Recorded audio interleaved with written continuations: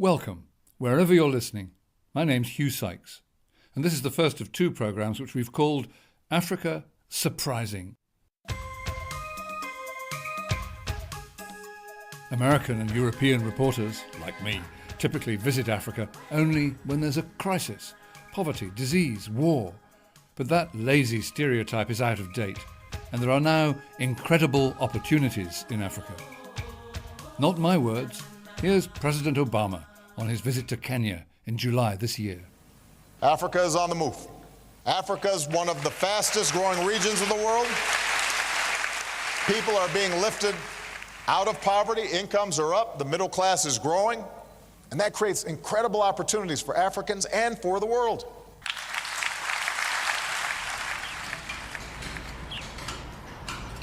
I found evidence to justify the Obama optimism during nearly a month travelling north from South Africa to Ethiopia, pretty much following the east coast, with visits along the way to Mozambique and Tanzania.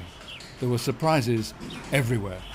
In Ethiopia, for instance, building sites and healthier babies. This soundscape is from a fourth-floor balcony here in Addis Ababa. The hammering is from what will soon be a 12-storey business centre with seemingly anarchic, but of course it isn't, wooden scaffolding all the way up. Right next door to it, there's washing on the line in a courtyard between three tin shacks. Nearby, on a dirt track, there's a line of blue and white minibuses waiting for passengers. Earlier, 7 donkeys ambled amiably past them. Addis Ababa is the old and the new and the rich and the poor, side by side. On the same streets, smart clothes and bone-thin beggars in rags that hardly cover them. High-rise blocks, new roads, and traffic stopped to make way for a herd of goats. That is an engineering unit testing the track of the current pride of Addis Ababa, the new light railway. 41 trams made in Changchun in China will run along 2 17-kilometre lines. The track's been laid down by China Railways, who are also training the drivers and the maintenance engineers. And the cost? $475 million, mostly borrowed from a Chinese bank. The project is part of Ethiopia's growth and transformation plan. And the babies? Addis Ababa has achieved one of the key United Nations Millennium Development Goals, which were set as targets for progress by this year, 2015. A busy corridor in St. Paul's Hospital, Addis Ababa. We are now at the maternity side. Obstetrician Dr. Balkachu Ligatu, who smiles constantly as he talks about how Ethiopia, and Addis Ababa in particular, is saving the lives of thousands of babies and young children. Deaths of children under 5 down by more than half since the millennium. How? In the Frontline, outreach to pregnant women by health extension workers. They go house to house and advise, counsel on baby care and where to deliver and so on. So that has contributed significantly. Where to deliver? Generally, they advise women to give birth in hospitals or clinics, not to have babies at home, where emergency care may not reach them in time because of poor roads and so on. And mothers in Addis Ababa are having significantly fewer children. Birth rate right down, due largely to family planning, including free contraception. Family planning takes center stage. How does the reduced birth rate improve the health of the babies who are born? What's the connection? When you have a small number of children, you care better for the babies and you tend to breastfeed for a longer time. And that reduces the infection rate, so it has direct impact in improving the lives of babies. Hello, how are you? Thanks to God, I'm fine, she's saying. What's your name? Semishmano? Burtukan. Burtukan. Burtukan means orange. And there's an orange shawl on the bed that you're sitting next to, wrapped around a baby. This is your baby. Boy or girl? Segnat. Girl. What's her name? Al-Kidan. Al-Kidan. When was she born? مسكين يمكن ما تعرف لو لسات. Yeah, 2 days back. Oh, she's fast asleep. She's wearing a little green tunic. And she's breathing steadily, and she's got a woolen hat on. Al-Qitam, 2 days old. She's beautiful. አመሰግናለሁ። Let's thank you. The baby's name means promise, which is an apt word for this hospital ward. That's a baby here in your intensive care unit. Yes, 6 babies in incubators. incubators, yes. Let's take one example. There's 2 babies in the incubator over there. Really unbelievably small, wearing nappies. Tiny legs sticking out of their nappies. They are twins. They were born 800 grams twin A and 900 grams twin B. They are under Less than 1 incubator. kilo each? Yes. The ideal birth weight is 3.5 kilograms. Under 1 kilogram each, and they should ideally be Yes. 3.5. And they're alive, which they wouldn't have been a few years ago. Alive and putting on weight. These heartening successes are making a lot of people smile, including the Minister of State for Health, Dr. Kebede Worku, reflecting as a doctor and as a father on this Millennium Development Goal achieved. What we have achieved in the last 10 years was not something that we have done in the last 1 century. This is very emotional and happy, isn't it? Definitely. Okay, thank you. Correct? Yes, I feel very satisfied and excited. At a suburban Addis clinic, a midwife with 31 years' experience, Sister Yobda, is also so excited that she too can't stop smiling. Centre stage for her is breastfeeding, for essential nutrition for the newborn and to avoid infecting babies with powdered milk prepared with water which may not be clean. We advise the mothers always to give this breast milk exclusively, without any supplement for the first 6 months, without any water, without any additional food. Yes, we are doing that. Breastfeeding is a great advantage for the babies.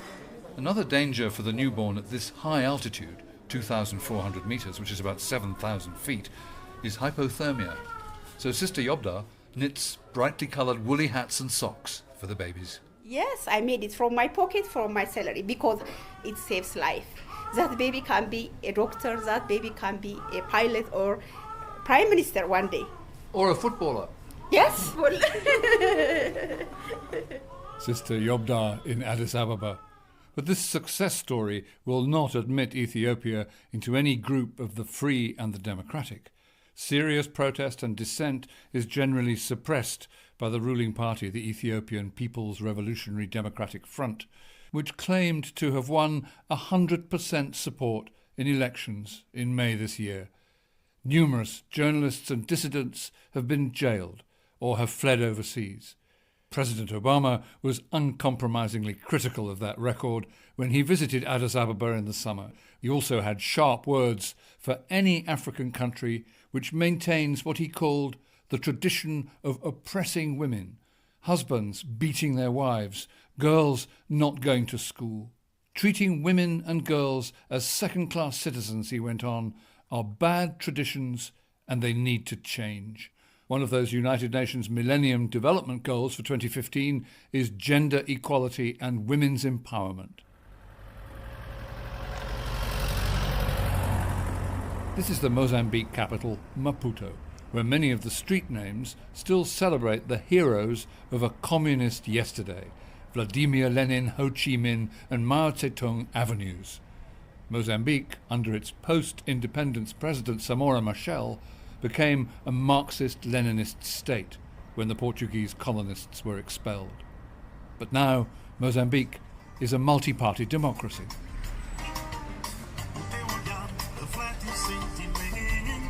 Serenaded by music in a yellow taxi driving through Maputo, you pass high-rise office blocks, many still under construction, poor areas with shacks or rudimentary single-story homes, and car and truck showrooms for Peugeot, Mercedes-Benz, Toyota. This is People's Market in central Maputo. Under the tin roof there are pulses and fruit and vegetables for sale, and hundreds of live chickens in cages. At one side of the market, a narrow passageway with kiosks selling beer and whiskey and small kitchens serving hot food. At But at the plastic tables, just men. The only women here are those cooking or serving the food. The Millennium Development Goal of gender equality and empowerment of women is a long way off in Mozambique. Daughters are routinely married off once they reach puberty, which can be way below the legal minimum age for marriage, which is 18.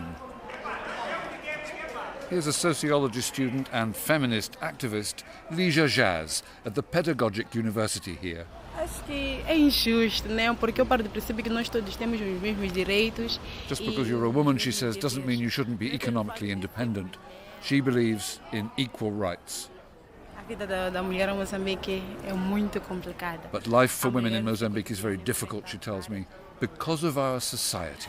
Durante o processo de socialização, a mulher ela é educada ou é socializada. Women are marginalised from a young age, she says, encouraged to stay at home and perform domestic duties, while boys are expected to stay on at school. Enquanto que o homem é socializado para o espaço social. But Lígia broke with that tradition, and so did equal rights campaigner Marta Kumbi.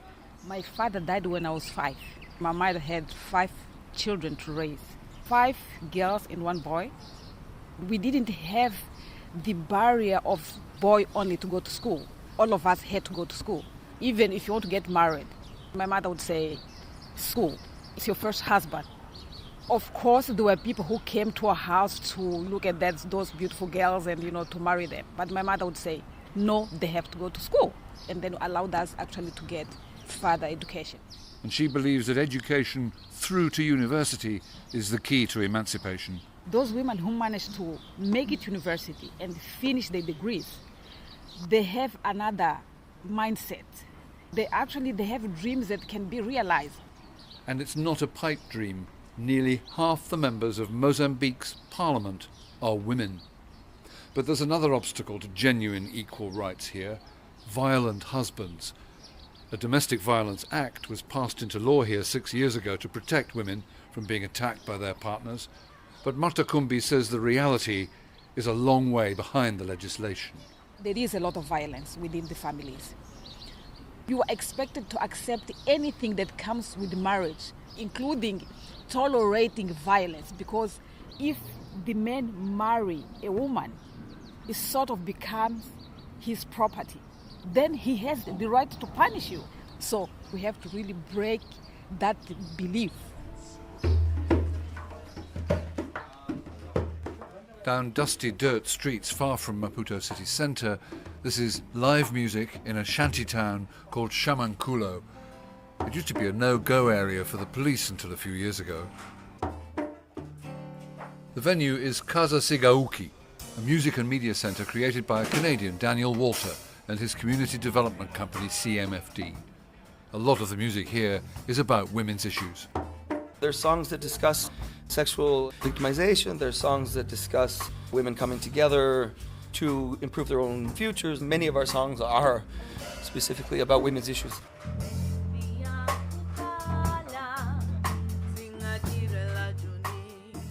Melita is singing about longing for her man, who is far away, working in the mines in South Africa. It's always ends up on the back of the woman. She's got to care for the kids. She's got to make sure that everybody eats. The husband is not always around. You'll have a miner that will spend 6 months in South Africa, and suddenly the husband comes back. You don't know, has he become infected with AIDS? Has he got another wife?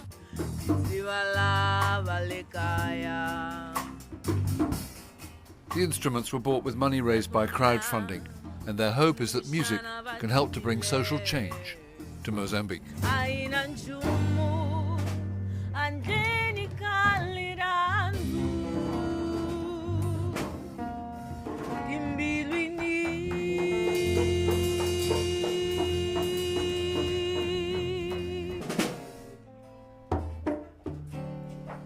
Sigauki in Maputo. This is Africa Surprising on the BBC World Service. Another Millennium Development Target is halting and reversing the spread of HIV/AIDS and other diseases such as tuberculosis. TB and HIV are so closely linked that it's often described as a co-epidemic. Last year, Mozambique declared TB a national emergency. TB is very often the immediate cause of death of people with AIDS. At a university in the Mozambique capital, there's a project which may help to speed up the detection of TB with the help of rats. Rats may be much more efficient than humans with microscopes. This is Galina. Galina. Bon dia, Galina. I never thought I'd be saying hello to a rat. Bon dia, Galina. Her nose and her whiskers are She's very twitching gentle up and down. She's a nice rat, a nice she-rat. That is Dr. Emilio Valverde, tuberculosis program director for the Belgian group Apopo, pioneering TB detection by rats here at Eduardo Mondlane University in Maputo. The goats are in the veterinary faculty next to his unit. Dr. Emilio considers his rats to be wonderful. He put Galina on my arm. She's a giant African pouched rat. Without tail is a feet, 1 foot, 30 centimeters. Between 1 and 1.5 kilos, so 3 pounds, between 2 and 3 pounds. The rats are trained to recognize the smell of chemical compounds which are specific to tuberculosis infection. Samples coughed up by patients are sent to the rat lab from clinics around Mozambique. A metal tray with 10 plastic pots, each with a sputum sample, and there are little holes above each of the 10 samples. And the rat goes from hole to hole, starting at one end from number 1 and ending at number 10, and pokes his or her nose into the hole. And if the sample is positive, they stay at the hole and scratch slightly with their front paws. How do the rats compare in efficiency with the human lab technician? A rat can evaluate 70 samples in 10 to 15 minutes. 70? 70. In quarter of an hour? Yes. And the recommendation of WHO for a daily work of a lab technicians is to do no more than 25 samples per day, because they get tired. 25 in a day compared with 70 in 15 minutes? Yeah.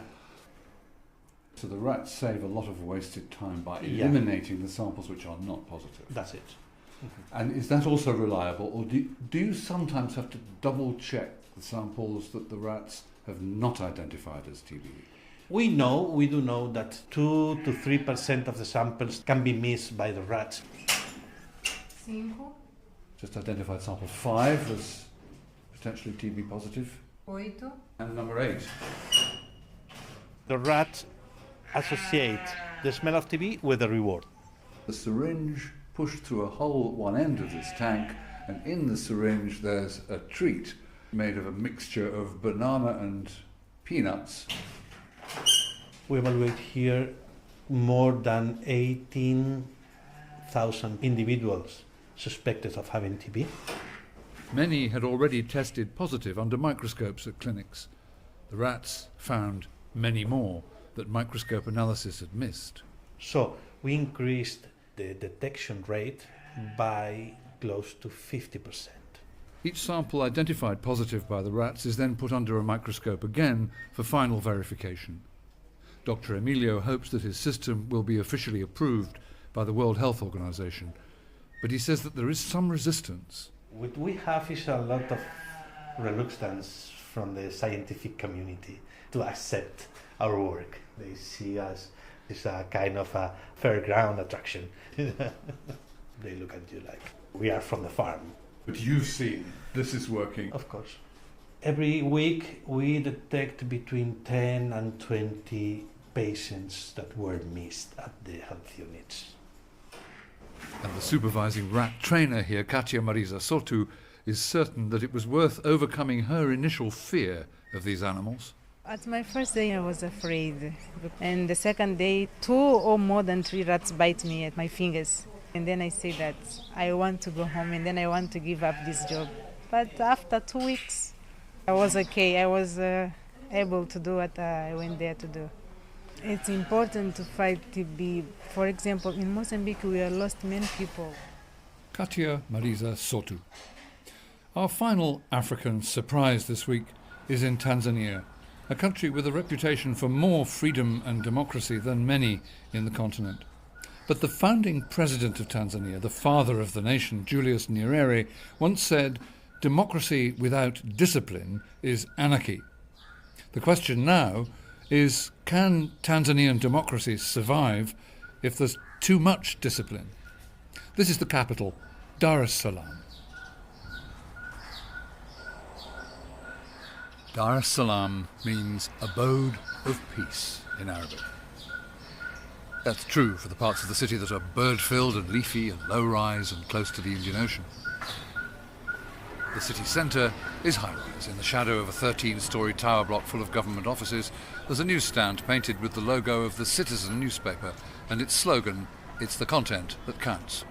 Tanzania is a multi-party democracy, heading for its 5th presidential elections in October. But the opposition here say that freedom and democracy are under threat from some tough new media laws. There's the Statistics Bill, which imposes fines on anybody publishing figures which don't come from the National Bureau of Statistics. The Cybercrimes Bill will permit the police to respond to publication online of any material that the government considers to be misleading, deceptive, or wrong. And most controversially, under the Media Services Bill, the numerous private television channels here will be compelled to broadcast the main state television news bulletin every evening. Onesmo Olengurumwa at the Tanzania Human Rights Defenders Coalition explained it to me. Whenever it reaches 8 o'clock p.m., all the private stations should be connected and air the TVC evening news. The news bulletin from state TV? From the state TV. Will be on all the private TV stations at the same time? That's the law. The dry-sounding Statistics Bill matters because activists like Onesmo believe it outlaws the publication of independent statistics about any topic from maternal health and infant mortality to levels of poverty and corruption, only allowed if the figures come from the government. Centralizing issuing statistics is going to kill the independence of research. Confidence of doing research and produce statistics will dramatically go down. And then also journalists will be scared of taking our statistics and publish because they know they are not sure whether these statistics are within the law or outside the law.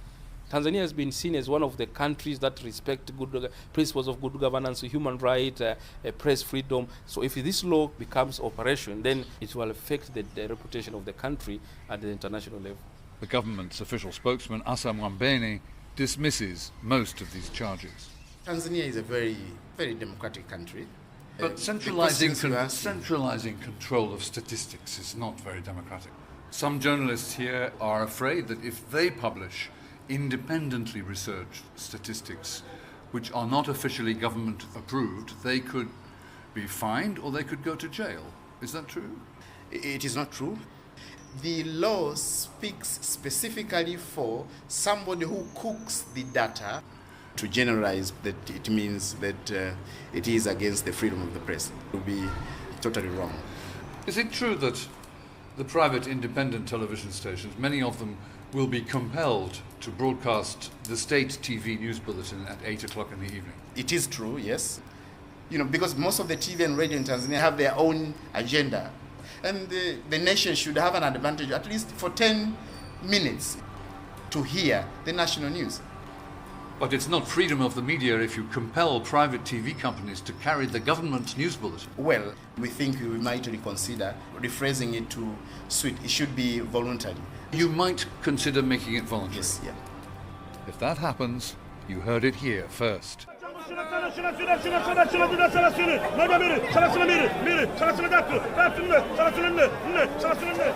On Barack Obama Drive, which runs along the seafront in Dar es Salaam, this is Kivukoni Fish Market. Catch, fresh from brightly painted wooden boats beached on the sand, is placed on platforms and auctioned to a dense crowd of buyers inspecting the fish and raising their arms, or their eyebrows, to bid.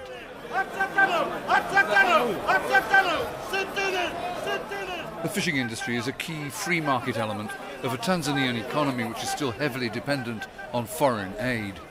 Fish exports from here, on ice for example, by air freight to the United States and Europe, are measured in tens of thousands of tons every year. But there's a danger that aid donors may be put off if those strict media laws are signed off by the president, and that Tanzania might lose its reputation as a transparent and open country. The leader of the opposition here says the laws risk putting Tanzania into the same league as African dictatorships, and at present it is not one.